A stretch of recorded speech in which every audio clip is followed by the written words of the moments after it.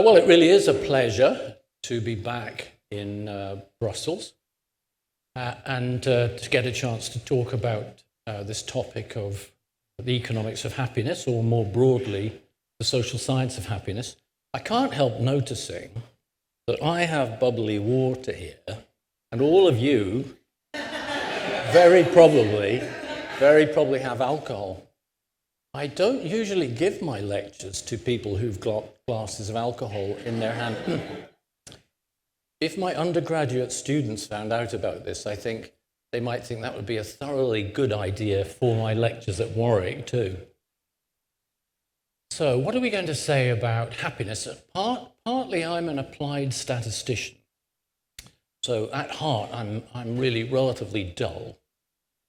But the advantage of being a kind of applied statistician is that one can, in principle, look at interesting topics like happiness and hope to understand what you might think of as the deep patterns in the data. And presumably we all care about the topic of happiness. If I stand back and think about the area as a whole, I suppose I would begin in the following way. Is modern society going in the right direction, do you think? Is modern society going in the right direction? Now, to know the answer to that, you have to decide what you're going to measure. What will be your criteria or criterion? And you and I have grown up in a world where we've been flooded by economic growth numbers. Possibly it wouldn't be going too far to say we've been flooded by the subliminal message that what we should care about is economic growth getting richer and richer. We've seen that on the television throughout our lives, and we continue to show that to our children. But say we just think about things logically, rather than having been semi-brainwashed by those television programs and all the politicians. We only care about economic growth if that leads to greater levels of happiness. Or to put it the other way around, what we care about is human feeling. Feelings really matter. And you can make the argument that human feelings are the only thing that matter. So partly I'd like to leave you with the idea, I view this as common sense, that we should have as headline objectives in society and in our national statistics booklets, we should have measures of human happiness and mental health. And almost nothing else, except perhaps non-human animal welfare, really matters. That's one thing I'd like to leave you with. The inventor of GDP, gross domestic product, insofar as it can be invented or could be invented, it was really a set of accountancy methods. He himself said in the mid-1930s, he won a Nobel Prize for GDP methods, he said, my measure is not going to tell you whether a society is happy or not. And yet somehow or other, for not a century, but the best part of 70 or 80 years, we've ignored that. For me, all this began in 1991. I'd done a PhD at Oxford in 1980 in what was really mathematical economics. And I can tell you, you raise your hand if you have an economics degree, by the way. Has anybody got an economics degree? One or two? Well, I imagine your experience was the same as mine. There was no mention of human feelings in my education. And you see, you laugh, and you're quite right to laugh, but it is, if you just bear in mind that only feelings matter, it is quite extraordinary that human feelings were never mentioned in my education. And for years and years, I suppose I gave lectures with mathematics and statistics and tables that also didn't mention feelings. But around 1991, I got around to thinking about that, and I was interested in testing the hypothesis, which some people here will have heard, was very, very popular in the 90s, that unemployment is essentially voluntary. We look at the world, we see all these jobless people. This was and is still a popular view among American economists. We see all these people in the world who are unemployed, and goes the argument, they could all get some kind of job. So there's a sense in which they are voluntarily out of work and they are happy. They have happily chosen. They like leisure. That's what I was taught. They like leisure such a lot that they choose to be unemployed. So how I got into the economics of happiness in 1991 is that we found a large data set on individuals, randomly sampled individuals. And some of them were unemployed, and we knew whether they were married, we knew what their income was, where they lived, and so on. And we ran what I would call a happiness equation. That's a kind of statistical pattern. Then we looked to see, holding other factors constant, holding all the other factors constant, were the unemployed happy or unhappy?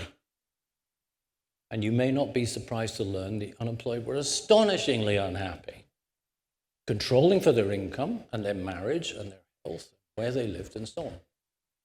So we looked at the data, and it was simply preposterous to think that these people, like most American economists were telling their students, were voluntarily unemployed.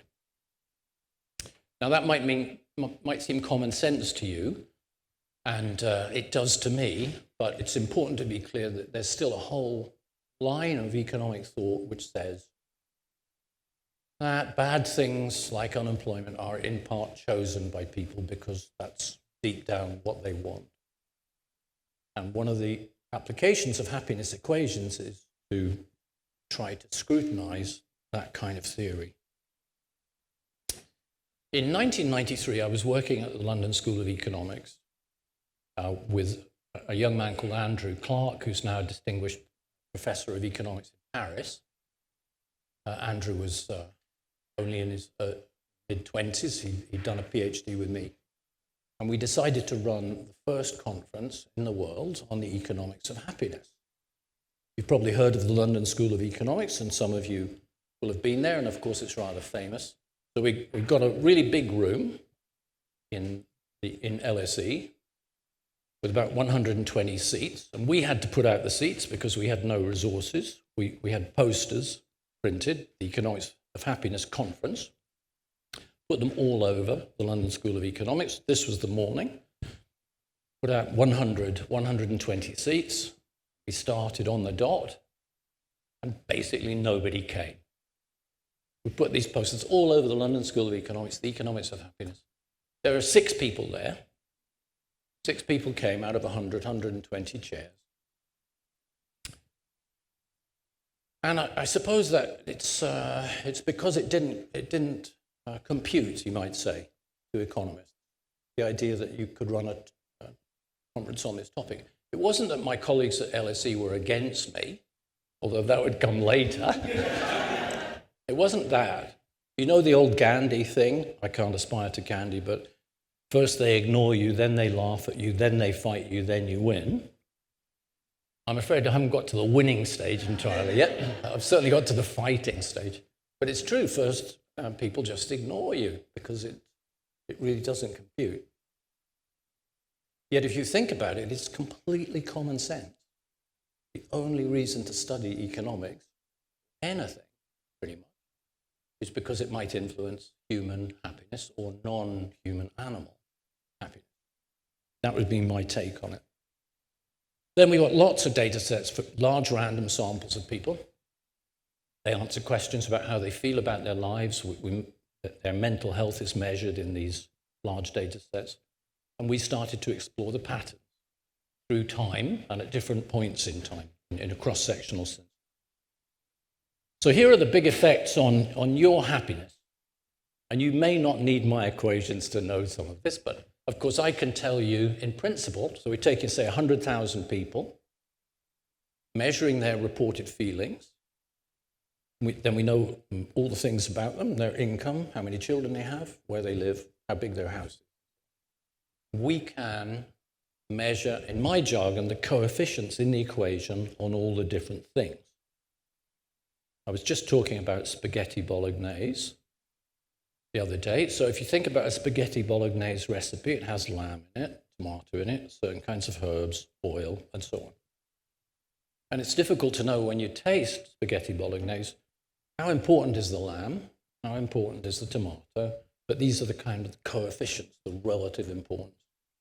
So in our giant data sets, we found that unemployment was a huge source of unhappiness. Long-term personal relationships, intimate relationships, marriage and so on, that's a huge plus. Divorce is both a plus and a negative. I'm tempted to get you to put up your hands if you have been divorced, but I'm not going to do that. The data show, if you follow people through time, that just before divorce is one of the very worst periods in somebody's life, just before. But the interesting thing is, I think my team was the first to show this, that if you track people, say, 2 years before, they don't know they're going to get divorced, presumably. You may. 2 years before, we measure their happiness and mental health, 1 year before, year of divorce, and then afterwards. There's a big improvement in happiness in year 3 after the divorce compared to 2 years before the divorce. And maybe that makes intuitive sense to you. So getting divorced is a really good thing. Now, only if you're unhappy with the woman or man, of course. So this doesn't mean that everybody should divorce, but these longitudinal patterns do mean that the people who choose to divorce, it's the same for the men and the women. They know what they're doing, you might say, on average. In all of these patterns that I've told you about, these are only statistical averages. The statistical methodology is just what we use in epidemiology. So fruit and vegetables will make you live longer, smoking will cut your lifespan, and so on. These are exactly the same statistical theory methods. Unemployment is a huge negative, marriage a huge positive, bereavement is a huge negative, of course. The year that your spouse dies is very possibly the worst year that we see, but about 4 years later, 3 or 4 years later, the average person has recovered their happiness and mental health. If you have the man of your dreams, the woman of your dreams, then I can't guarantee that you will go back to the same happiness level if something terrible happens to that person. But on average, that is what we see in the data. Friendship networks have a very large coefficient. Social capital, you might say, really matters. Physical health. We observe people going through time, tens of thousands, hundreds of thousands, some get cancer, of course, and then we observe the psychological effects. Are richer people happier? If I had €1 for every journalist who'd rung me up and asked me, I wouldn't be here. Journalists are always disappointed when I tell them, yes, money does make people happy. But the effect is not enormous. Certainly nothing like lasting personal relationship, friendship, health, and so on. In this area, you may like to know that European economists dominate. There are distinguished American economists who have, and social scientists who have worked on these things and adopted these methods, but there's much more resistance in the USA. One harsh interpretation is Americans are brought up to believe that money is absolutely central and it's the marker for success. Now, Europeans are somewhat raised on that principle too, but I don't think as intensely. So one interpretation, I couldn't say whether it's true, is that Americans are intrinsically resistant to having any important marker for the human condition that doesn't revolve around material success. I was a member of something called the Stiglitz Commission, which was set up by Sarkozy about 10 or 12 years ago, where we were all locked away in what seemed like a dungeon, but was a fancy Parisian office surrounded by, in some palace or other, surrounded by black-coated guards with machine guns. I was just saying, as though people were going to try and break in and steal our happiness ideas. Anyway, a bunch of us were locked away in this commission. You can look up the Stiglitz Commission report. You have a taste for a 400-page PDF on the web. You can just go to recommendation 1, which is that in the future in modern society, we should be measuring feelings and people's reported levels of well-being, not obsessing about gross domestic product. I think there's some sense, I don't know about Belgium, that it's hard for me to just see happiness and well-being in newspapers. I was on my flight today, I picked up the flight magazine, there's all these well-being articles. I thought, it was not like this in the beginning of the 90s. So my take on it, I don't know about yours, is that these ideas have become fashionable in a very broad sense. Earlier on today, I recommended to some distinguished people in this capital that we should follow the lead of countries like the UK. As part of official statistics now, we ask 4 questions of big random samples of all our citizens. How satisfied are you with your life on a scale? You might like to think how you would answer that. How happy were you yesterday on a scale? I was on the advisory committee. I didn't advise this, get people to talk about yesterday, but outvoted. How worthwhile is your life? It's an interesting question, not an easy one, but anyway, they're asked on a scale from 0 to 10. Friday, how worthwhile is your life? You don't have to answer, but that's what you get asked. Good for you. Now, you can also study, and my group did in the early 90s at the London School of Economics, we got interested in mental health questions as used by psychiatrists. And mental well-being scores, as studied by different kinds of scientists, are all highly correlated. So I don't think it makes a huge difference, actually, how we measure human happiness.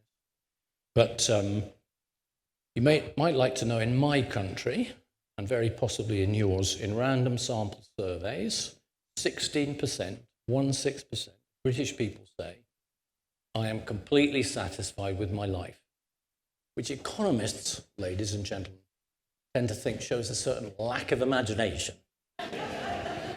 But some people will apparently give perfect scores on these scales. I thought I would talk a little bit about some other patterns. And I'm used to being interrupted because I tend to live with economists. So I should say you're extremely welcome to chip in at any point now. Here are some other facts that I suppose informed citizens of Western Europe or the Western world might want to know. Imagine a giant piece of graph paper where I graph here and here. On my y-axis, I put happiness in the United States. And on this x-axis, the horizontal axis, so here's the origin. Remember your basic mathematics. Here I put years. Now, we started measuring US happiness properly in 1972. So the first reading is 1972. Goes up, of course, to about 2018. I guess the 2019 data are not out. If you look at that graph, what you see is a wiggly line, but it's coming down through time. I'm going to tell you that again because it's a first-order fact. I imagine Mr. Trump doesn't even know. You plot US happiness, random sample surveys of the United States, exactly the same question every year, and these are the years 1972, 76, and so on, up to 2018. There are wiggles in this line, there are wars, there's unemployment, but the line is coming down. Americans are becoming less happy through time. Now, this is an incredibly subversive thing to say. If you've ever lived in the United States, I taught at some of the so-called Ivy League universities for a while, and I had daughters who had to recite the usual thing in the classroom. But this is a hard thing for those who believe the American way of life is the single best way to absorb. And there's no doubt in my mind that this graph will be ignored by US politicians largely for the next 20 years. But I've told you the facts, and you can make what you like of those facts. If you look at Chinese happiness, that country's had the fastest growth rate in human history. You see something similar. Yes, ma'am. So I am American. Okay. And I absolutely agree with what you're saying. Okay. But I'd like to add 2 points. Okay. So one, looking at from 1972. Yes. It was really about that time when the unions, the power of the union, trade unions, started to diminish. So it goes to your point about money, but it also goes to the point about, the sense of individual power. Okay. And so one thing I'd like to add to what you've been saying about Americans is that America was based on individualism.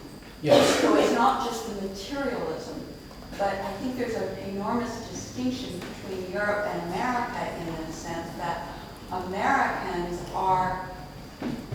were cultivated and brainwashed to believe that it is the responsibility and the fault of the individual if they are successful or if they are not. And it goes to your surveys about unemployment. So it's very much, Yes. It's the embeddedness in the culture of what is the role and the responsibility of an individual in terms of personal success as well as cultural success. Ava, I was going to say thank you very much for that, but we've got to let Andrew finish, and then we've got a load of time for questions afterwards. And we have millions of people that want to ask questions. I did say, actually, that people could chip but in. it's good, thank you. But thank you. the boss has told me. Let me just whiz through some of the other empirical findings, and you can store them in your head and come back if you want on them. A very clear finding is that relative income is what matters to people. So don't ask me what I earn. Ask me how well paid I am compared to the other Warwick economics professors. Right? That is what we know is a key financial influence on human happiness. We're intrinsically relativistic creatures. Maybe this is because of evolutionary pressure, but we want to be high up hierarchies. And I think it's important to bear in mind one tremendous difficulty with that when we think at the social level, at the level of society. And that is if Belgian national income doubles over the next 10 years, you can imagine all the boats are lifted by the tide of GDP. You all get bigger cars, drive even further, and so on. Because the data suggests that subconsciously or consciously, we're looking over our shoulders all the time, comparing Bridie's car to mine. So if we both get a flashier car, that doesn't make either of us happier. And there's something called the Easterlin paradox, which has been proposed by Richard Easterlin, who works at the University of Southern California, was proposed in the 1970s. He gave up working on happiness because nobody was interested. And it's a version of my graph, but in his data, American happiness ran flat for some decades. And he said, this is consistent with the idea that we're creatures of relative comparison, so we've all got richer, but it hasn't made our society. This curse of comparisons, although intrinsically very human and natural, that's going to be hard for any policy or prime minister to get around. We see that in brain science now. There have been fascinating experiments done looking inside your brain in fMRI experiments where there are two scanners.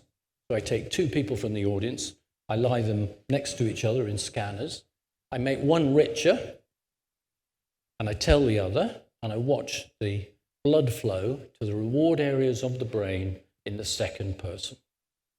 And you can imagine when A is getting richer, the blood drains away from the reward areas of B's brain. That's what we see.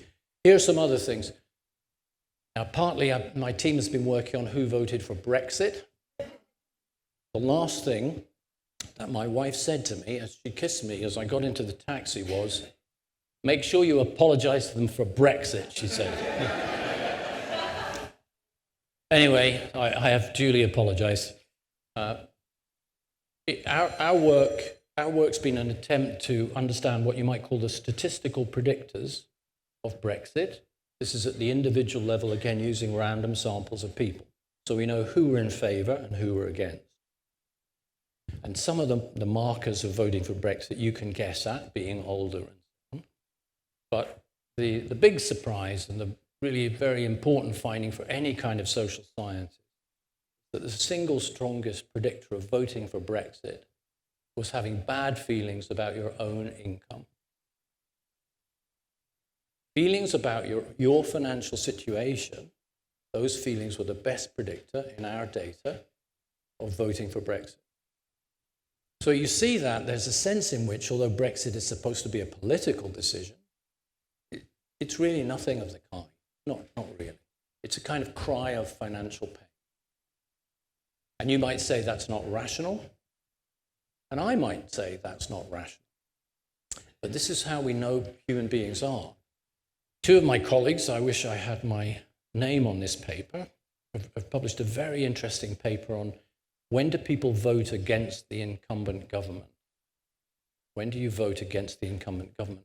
And they showed that people who just had a spouse die were more likely, holding other things constant, to vote against the incumbent government. And there was no logic to that. I mean, in general, when your spouse dies, it's not the fault of a political party, I'm afraid. But of course, they were unhappy, and unhappy people vote against the status quo. It's their chance to express their internal rebellion. And I think that's a lot to do with Brexit. If you are normal, you will follow a giant U-shape in happiness through your life. And if you're aged 47 at the moment, I'm terribly sorry. Okay, so go back to my graph, if you like. This is happiness now through the lifespan. Follows a quadratic equation. I hope you can all write down a quadratic equation. In other words, a U-shape. That's true in Belgium. It's true in Britain. It's true all over the world. Very sadly, the peak suicide risk age in your country is about 45. It is in mine. We've got many, many markers of mental distress. One of my team's papers shows that the same is true for chimpanzees and orangutans. Happiness of great apes also appears to be U-shaped through their life. Now, it's not easy to get orangutans to fill out the forms with the biros, but one has to be a persistent researcher as a scholar. So good luck with the U-shape. I see there are relatively young people. I'm pleased to tell you that I, Andrew Oswald, I'm accelerating up to bliss. So good luck with the dip. If you want a practical tip, including for the dip, then eat a lot of fruit and vegetables. Eat a lot of fruit and vegetables.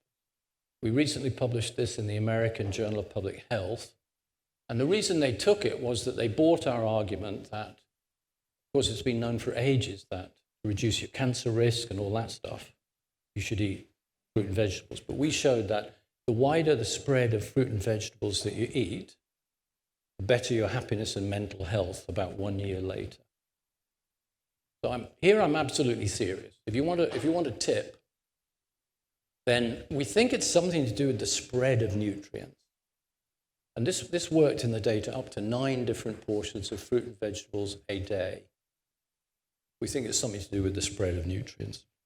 Environmental factors have been shown to be very important using so-called happiness equations. The cleanliness of the air, how green the surroundings are, noise levels. These affect people's happiness levels much more than they realize. What makes a country happy? And then I think I'll stop and throw it open for discussion. Just using all our best data sets and the best statistical methods that we have. High social spending relative to gross domestic product. High social spending. So social safety enter strongly.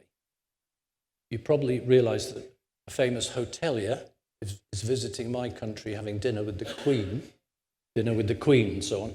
And I suspect that Mr. Trump wouldn't believe that, doesn't know that, doesn't care. I'm just telling you what the patterns show in the data. And it's almost certainly because, consistent with other things I've seen in happiness data, what you want to do is reduce what you might call background fear in people's lives. I have benefited enormously from the welfare state in Britain, and I have never used it. But I have benefited enormously. Why? Because I didn't have to wake up in the middle of the night worrying what would happen if I became ill, my partner became ill, my children, I lost my job. it's easy to think about what the welfare state costs and the potential benefits of people going onto the dole and so on. But I've come to believe that reducing these background fear factors, that's absolutely crucial as part of a welfare state. Unemployment insurance generosity also shows up strongly in our equations across countries.